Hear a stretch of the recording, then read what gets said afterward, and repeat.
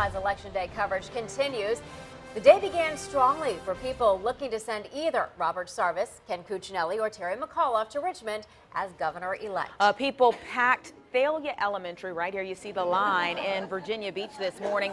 But as the day comes to an end and the temperature drops, are the polls still packed? That's one of the questions we're taking to 10 on your side's political analyst Joel Rubin live at the polling site in Chesapeake. So Joel, I went to my polling place about 10 o'clock and I was in and out in about 5 minutes, but I heard that at 6 a.m. the line was wrapped around the building.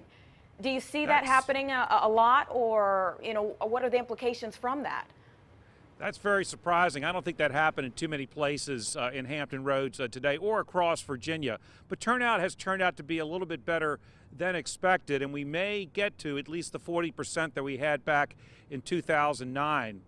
Andy Fox mentioned a little bit earlier that the Democrats could sweep these three seats today, governor, lieutenant governor, and attorney general, for the first time since 1989, 20 years ago. Well, remember, just 4 years ago, the Republicans swept all three seats in dramatic fashion. They trounced the Democrats. So what's happened in just 4 years? The Republican Party has certainly moved further to the right, while Virginia has moved further to the middle, as evidenced by Barack Obama's victories in 2008 and 2012 here in Virginia.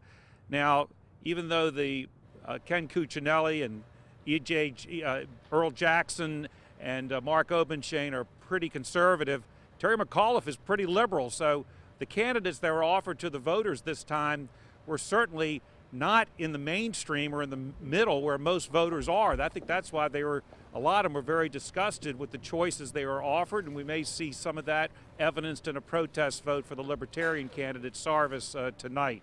Right now, going into this with the polls the way they were, it sure looks like a McAuliffe victory, but those votes have still to be counted. And Joel, the entire nation actually is watching the vote in Virginia in the governor's race. Talk about the implications that this could have on a national level, a McAuliffe win, for instance. Well, the fact that Virginia and New Jersey are the only states that have elections in the year right after a presidential election means it's always sort of seen as a test of the president's strength. And frankly, the president's party usually loses in Virginia the next year. It almost always happens. So this would be a real anomaly if McAuliffe was able to win. And it's only because people in Virginia, a lot of people, particularly women, are just really frightened of Ken Cuccinelli and really don't like him. They find him to be too far right for them, particularly on social issues like abortion.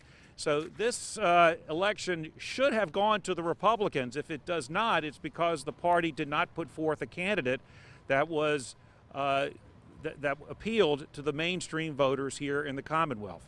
Joel, we'll definitely be checking in with you throughout the evening, so thank you so much. We'll get back to you in just a bit. Our coverage of Decision 2013 continues at 6 o'clock, as well as all night long on the bottom of your screen on wavy.com, social media, your mobile device, and on Wavy News 10 at 10 and 11. We have you covered.